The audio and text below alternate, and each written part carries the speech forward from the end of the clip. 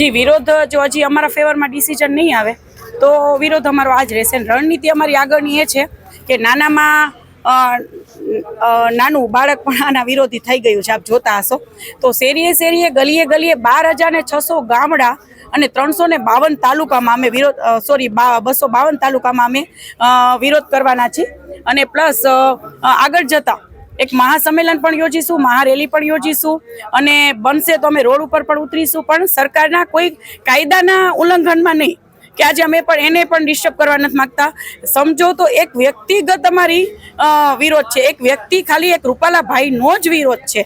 BJP party એક સારામાં સારી પાર્ટી છે અને ભાઈ શ્રી નરેન્દ્ર મોદી ભાઈએ તો બહેનો દીકરીઓ માટે આટલું બધું કર્યું છે એટલે ક્યાંક ને ક્યાંક દુઃખ અમને પણ થાય છે, ક્યાંક ને ક્યાંક દુઃખ અમને પણ લાગી રહ્યું છે. પણ હવે અમારા સમાનથી વધારે અમારે કાંઈ જ નથી એટલે અમારે આ લડાઈ આપવી પડે છે. ખાસ હવે ભારતીય જનતા પાર્ટીએ સ્ટેન્ડ ક્લિયર કરી દીધું કે ઉમેદવાર છે નથી બદલવાનો. જી તો હવે ક્ષત્રિય સમાજ કઈ દિશામાં આગળ વધશે? જો એ ક્લિયર કરી દીધું છે તો કાલે બેઠક શેની છે એ હું ખુદ જાણવા માંગુ છું કે જો ક્લિયર જ કરી દીધું છે એટલે કદાચ એવું હશે કે આપ આંદોલન બંધ કરી દો અથવા તો કંઈ રણનીતિ ન કરો, એ મને કાંઈ ખ્યાલ નથી. તો જો કદાચ એ ડિસિઝન ફાઇનલી આવી જ ગયું છે કે ભાઈ હવે ઉમેદવાર અમે રદ નહીં કરીએ તો અમે તો આ એક જ વાત ઉપર અડગ રહીશું કે અમારું આંદોલન તો ચાલુ જ રહેશે. જી આગામી લોકસભાની ચૂંટણીમાં ભારતીય જનતા પાર્ટીને નુકસાન થશે અને ઉમેદવાર નહીં બદલાય? ભારતીય જનતા પાર્ટીને ચોક્કસપણે નુકસાન થશે અને થોડુંક એ પણ લાગશે કે ભાઈ બેનો દીકરીઓનું એક અને અમે બેનો દીકરીઓની આ સજા એના માટે છે કે બીજી વાર આવી આટલા મોટા હોદ્દા ઉપર કોઈ સામાન્ય વ્યક્તિ હોત તો એને જેલમાં નાખી દેત ને બે ફડાકાઈ મારી આવત, એવું બધા લોકો કરત, બીજા પણ કરત. પણ જો આ આવી રીતના મેન વ્યક્તિ છે એટલે એને કોઈ સજા જ નહીં દેવાની, એને શું છૂટ છે અને ગમે બફાટ કરવાની? શું લાગે છે આગામી લોકસભાની ચૂંટણીમાં જો ઉમેદવાર નહીં બદલાવે તો ક્ષત્રિય સમાજ એના વિરોધમાં જી હા મતદાન કરાવશે? ના હા ઓકે હા જી, જો આગામીમાં એનું ઓલું નહીં થાય તો ચોક્કસપણે બીજેપી પાર્ટીથી અમને પ્રોબ્લેમ નથી પણ રૂપાલાભાઈના તો મત નહીં જ મળે ક્ષત્રિય સમાજ તરફથી. જી આજે જે પત્રિકા મેં આપને બતાવી એ ઘરે ઘરે લગાડવાની છે અને બેનર મારી પાસે ત્યાં સાથે નથી. એ રાજકોટ જિલ્લાના જેટલા ગામ હોય 500, 600, 700 એ દરેક ગામમાં લગાડવાનું છે અને દરેક ગામમાં ભાજપની નો એન્ટ્રી એવા બેનર બનાવ્યા છે જે 256 ગામમાં પહોંચી ગયા છે. આગળ આગળ ચાલુ છે અને ગામડાની અંદર, શહેરની અંદર, તાલુકાની અંદર, જિલ્લાની અંદર બરાબર છે. આ જે માગણી નહીં સંતોષાય તો વધુમાં વધુ કાર્યક્રમ આપવામાં આવશે. ખાસ કરીને મિટિંગનું પણ આયોજન કરવામાં આવ્યું છે, તેમાં પણ કોઈ અંત નથી આવ્યો. પાટીલ સાહેબે પણ રૂપાલાવતી માફી કહ્યું છે કે એમને માફ કરી દે, માફી માંગવામાં આવી છે. હવે ક્ષત્રિય સમાજનું સ્ટેન્ડ શું રહેશે? માફી માંગવાનો અગાઉનો તો જોવા મળી ગયો કે જે ક્ષત્રિય સમાજને મંજૂર નહોતું, તો હવે આ બીજી મિટિંગ કરીને ટાઈમ પાસ કરે છે અને મોટા નેતાઓને ઉતાર્યા છે. તો અત્યારે અમારો જવાબ આ જ છે. તો શા માટે અમને મજબૂર કરે છે, અમારા ઉપર દબાણ લાવે છે બરાબર છે? એને ક્ષત્રિય સમાજને નથી સમજાવવાનો, પરસોત્તમભાઈ રૂપાલાને સમજાવવાના છે કે એમાં 562 રજવાડા સરદાર વલ્લભભાઈ પટેલને એક ગાય આપી દીધા, તમે એક ટિકિટ ન આપી શકો બરાબર?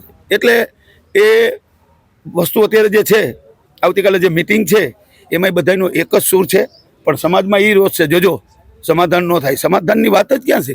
સમાધાન કરવાની શરત જ એક છે અને એ શરત માફી માગવાની વાત કરે છે. 3 વાર હું 300 વાર માગે તો પણ નથી આપવાની.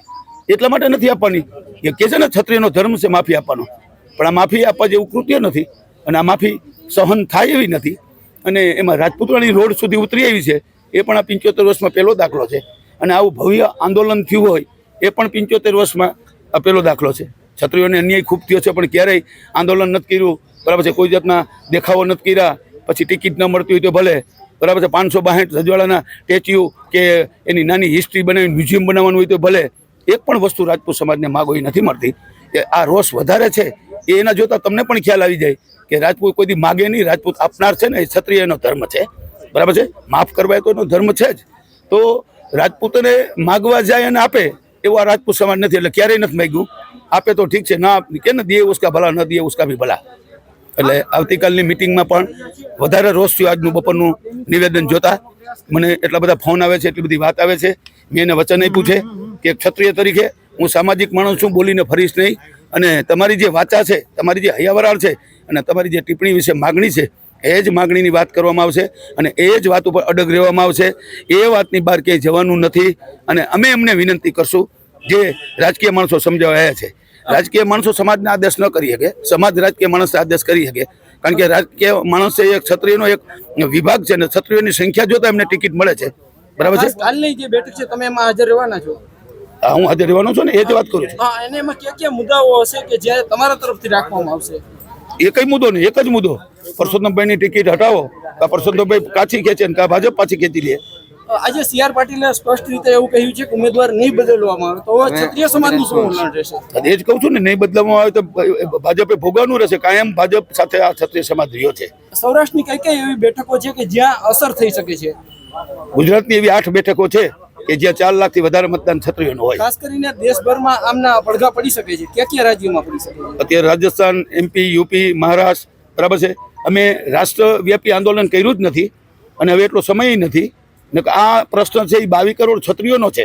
આ ટિપ્પણી કરી છે કે રાજકોટ જિલ્લાની મત વિસ્તારમાં નથી કરી, ક્ષત્રિયોની ટિપ્પણી કરી છે. ખાસ ક્ષત્રિયો કરીને બહારના જે મારે એમને કઈ તમને સપોર્ટ કર્યો છે? જે બીજા રાજ્યના ક્ષત્રિય અગ્રણીઓ હોય એમને તમામ એ તો એમ કહે છે કે રાષ્ટ્રવ્યાપી આંદોલન કરો. આ ક્ષત્રિયની અસ્મિતાનો સવાલ છે, બરાબર છે.